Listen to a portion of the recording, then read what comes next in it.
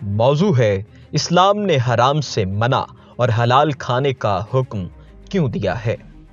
اسلام مکمل ضابطۂ اخلاق ہے جس کے ذریعے انسان کو زندگی کے ہر پہلو سے متعلق رہنمائی دی گئی ہے۔ دلچسپ بات یہ ہے کہ جو باتیں اسلام نے 1400 سال پہلے انسان کو بتائیں، آج سائنس بھی ان کی تصدیق کر رہی ہے۔ سائنس نے جہاں یہ ثابت کیا ہے کہ کیسے دن میں 5 وقت نماز قائم کرنے سے انسان صحت مند رہتا ہے، وہیں بالآخر یہ بھی ثابت کر دیا ہے کہ آخر انسان کو ذبح کیے گئے جانور کا گوشت کیوں کھانا چاہیے اور جھٹکے سے مارے گئے جانور کا گوشت کیوں نہیں کھانا چاہیے۔ سائنس نے ایسی وجہ بتائی ہے کہ جان کر آپ بھی حیران رہ جائیں گے۔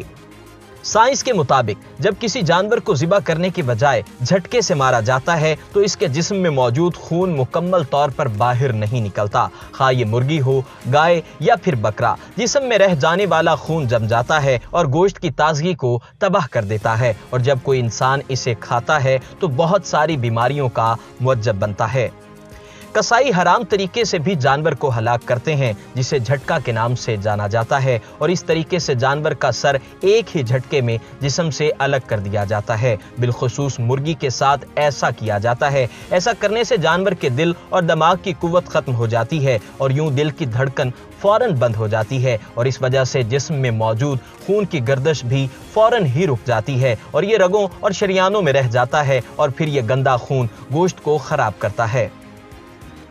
سائنس نے یہ ثابت کیا ہے کہ خون ایک ایسی چیز ہے جس میں بیکٹیریا کی افزائش بہترین طریقے سے ہوتی ہے، اس لیے گندے خون سے آلودہ گوشت جب انسانی جسم میں جاتا ہے تو متعدد بیماریوں میں مبتلا ہونے کا خطرہ بھی بڑھ جاتا ہے، اور جسم میں یورک ایسڈ کی مقدار بڑھ جانے سے جوڑوں کا درد بھی شروع ہو جاتا ہے۔ مسلمان قصائی جانور کو ہلاک کرنے کے بجائے اسے حلال طریقے سے ذبح کرتے ہیں، اور اس عمل میں شارک کاٹی جاتی ہے جس کے باعث برویدوں میں موجود گندے خون کے پریشر میں اضافہ ہوتا ہے، اور شارک کٹ جانے کے باعث یہ خون جسم سے باہر نکلنا شروع ہو جاتا ہے۔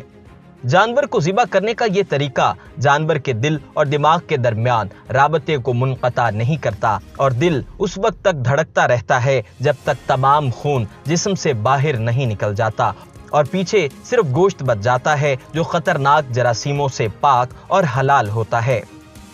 دعا ہے کہ اللہ تبارک و تعالی ہمیں حلال مال کھانے، کمانے اور بنانے کی توفیق عطا فرمائے۔ وما علینا الا البلاغ المبین۔